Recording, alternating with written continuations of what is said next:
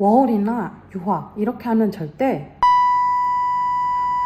안녕하세요. 워홀을 하며 세상을 경험하는 유니스입니다. 오늘은 이렇게 하며 워킹홀리데이 유학 실패합니다 라는 주제로 얘기해 보려고 해요.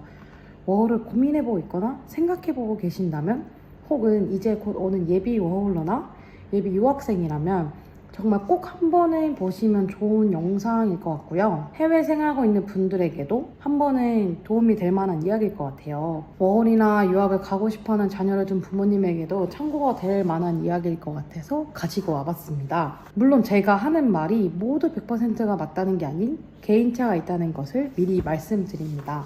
제가 직접 경험을 한 이야기나 제 가까운 지인들 경험 위주로 얘기를 해보려고 해요. 먼저 워홀을 하거나 유학을 할 때 다시 생각해보면 저는 정말 후회했던 부분이 있었는데요. 가장 하면 후회하는 3가지 경험에 대해서 얘기를 해볼게요. 첫 번째인 영어 공부 안 하기. 제가 3년을 살면서 느낀 점은 가장 중요하게 생각한 게 영어 공부였어요. 영어권에 살다 보면 자연스레 늘겠지라고 생각하신다면 정말 큰 오해를 하고 있습니다. 물론 환경이 바뀌어 귀가 트여 듣기가 되기 시작하지만 제대로 된 영어 공부를 하지 않으면 발전이 전혀 없다는 것이죠. 5년, 10년 살아도 영어 공부를 하지 않는다? 그런 분들은 듣기는 이해를 잘 하지만 결국 말하기에서 실력이 나타나더라고요. 영어가 절대 늘지 않습니다. 실제로 저도 뉴질랜드 1년 워킹 홀리데이를 하면서 생존 영어를 어떻게 하기 시작했지만 그 이후에는 공부가 정말 필요하다는 걸 진짜 절실하게 느꼈어요. 정말 내가 노력한 만큼 실력이 나오는 게 바로 언어 공부더라고요. 해외 생활을 해도 반드시 필요한 것이 바로 그 나라의 언어 공부인데, 언어 공부를 잘하는 사람들이 얘기하는 가장 좋은 방법은 꾸준하게 조금씩 공부를 해서 습관화하는 것이라고 해요. 사실 저는 어렸을 때부터 교과서적인 영어를 배우는 걸 정말 싫어했어요. 한국인들이 가장 많이 하는 토익이나 토셀, IELTS, 오픽 등 저와는 진짜 맞지가 않더라고요. 동사, 형용사 이런 것도 귀에 안 들어오는데 문법은 오죽하겠냐고요. 그러다 보니 공부가 점점 하기 싫어졌어요. 저는 영어에 좀 더 친숙하게 다가가기 위해서 했던 방법은 그 나라의 문화에 내가 스며들자 이거였던 것 같아요. 어학원에서 만난 친구들과 많이 놀고 하면서 자연스럽게 영어를 마주하니 영어에 대해서 친숙함이 느껴지기 시작을 했어요. 실제로 친구들이랑 같이 펍도 가고 차를 타고 근교 여행도 하고 2박 3일 여행도 하니까 영어에 대한 자신감이 붙기 시작하더라고요. 호주에서는 더 깊은 대화, 많은 대화를 하고 싶더라고요. 그래서 우리가 흔히 알고 있는 그런 어플리케이션으로 공부를 하고 있는데, 저는 단시간에 성적을 올리는 게 아니다 보니 30분씩 투자를 하면서 외국인 친구들과 같이 일을 하고 있어요. 아무래도 언어는 이 환경이 정말 중요하더라고요.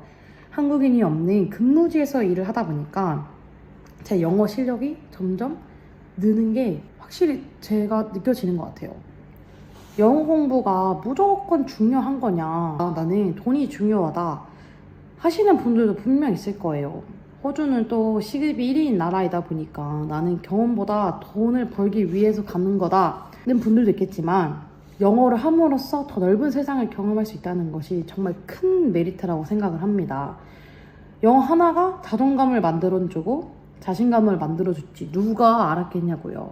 영어 하나만 잘 돼도 시급 차이가 정말 확연하게 차이가 나다 보니까 미리미리 영어 공부를 준비하시는 것을 추천드려요. 두 번째는 외국인 친구 안 사귀기. 저는 워홀의 목표 중 하나가 외국인 친구들과 여행 가기였는데요. 도대체 어디서 어떻게 만나야 하는지 정말 막막했어요. 첫 번째 워킹홀리데이 뉴질랜드에서는 제가 어학원을 다녔었는데요. 어학원은 6개월 정도 등록을 했는데 아무래도 제가 느꼈던 느낌은 한국 학원이랑 비슷하더라고요. 저에게는 교육 방식이 조금 맞지 않다 생각을 해서 수업보다는 친구들을 만나러 갔던 것 같아요. 어학원에 다니면서 자연스레 외국인들과 친해지니 재미있는 하루를 보내기 시작했어요. 무엇보다 제 스스로가 자신감이 높아지고 외국인 친구들과 놀면서 새로운 경험을 많이 해보니까 우물안 개구리에서 탈출을 한 거죠. 정말 그만큼 재미있는 시간을 많이 보냈어요. 물론 외국인 친구들만 사귀지는 않았지만 내가 또 언제 해외에서 외국인 친구들을 만나보겠어 하면서 다양한 인종의 친구들을 정말 많이 만나본 것 같아요. 여기서 여러분들이 어학원을 추천하느냐 안 하느냐에 대한 고민이 있을 수도 있을 것 같은데요. 저는 유학원 통해서 어학원을 진행했었는데 어학원마다 분위기가 다르고 학생들 국가별로 비중도 다 다르더라고요. 한국에서 미리 등록을 하는 것보다 현지에 가서 직접 탐방해 보시는 것을 추천드려요. 저의 추천드리는 기간은 최소 1개월에서 3개월인 것 같고 IELTS 같은 전문반이신 경우는 보통 6개월에서 1년을 한다고 하시더라고요. 참고가 되시길 바라겠습니다. 다시 본론으로 돌아오면 다들 처음에는 외국인들 많이 사귀어서 같이 놀고 해야지라는 큰 꿈을 꾸고 로망을 갖고 있지만 막상 일 끝나면 일집 이런 반복하는 생활로 살고 있더라고요. 저도 그랬던 경우도 있고 지금도 외곽 쪽이다 보니까 다시 집돌이가 되어 있는데 이게 일이 힘드니까 자연스럽게 일집 반복 생활을 하고 있는 것 같아요. 외국 생활을 하면서 친구를 사귀고 만나는 게 정말 중요하다고 생각이 드는 게 여기서는 인맥을 통해서 집을 구할 수 있고 직장을 구할 수 있고 되게 다양하더라고요. 정말 외국인 친구를 꼭 사귀어보는 것을 진짜 추천드립니다. 우리는 경험이나 배우기 위해서 워홀이나 유학을 왔으니 집에만 있는 것보단 나가서 친구들을 사귀고 여행도 하고 여러 경험을 느껴보는 게 진짜 중요하더라고요. 저도 다시 외국인 친구들 만나는 모임도 나가보면서 외국에 대한 문화도 더 많이 알고 영어 공부도 해보려고 해요. 외국인 친구들과 여행도 같이 하면서 해보지 못한 정말 다양한 경험들을 해보니 이게 내가 해외에 있구나 깨닫게 되더라고요. 오히려 나중에는 뉴질랜드 워킹 홀리데이가 끝나고 나서 떠날 때 되니 너무 아쉬운 것 투성이었어요. 왜 이렇게 서운하고 아쉬운 감정만 드는지 더 같이 외국인 친구들이랑 시간을 좀 보낼 걸, 더 여행 다닐 걸 이런 후회를 저도 했었거든요. 여러분들은 이런 후회를 하지 않았으면 좋겠어요.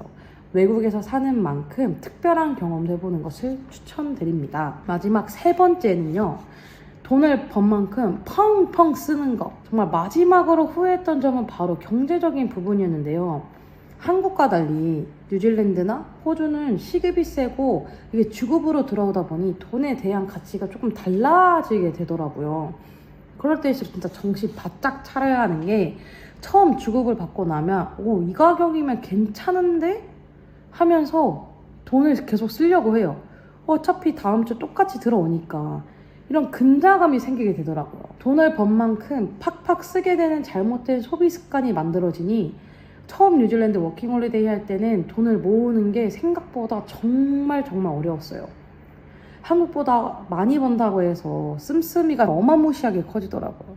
한국 환율을 생각하니까 이 가격이면 괜찮네, 나쁘지 않네 이렇게 계속 되다 보니까 씀씀이가 많이 커졌었어요. 외식이나 술을 자주 하신다면 뉴질랜드나 호주는 외식하는 게 확실히 비싼데요. 외식이나 술을 자주 하신다면 돈을 모으는 게 진짜 어렵더라고요.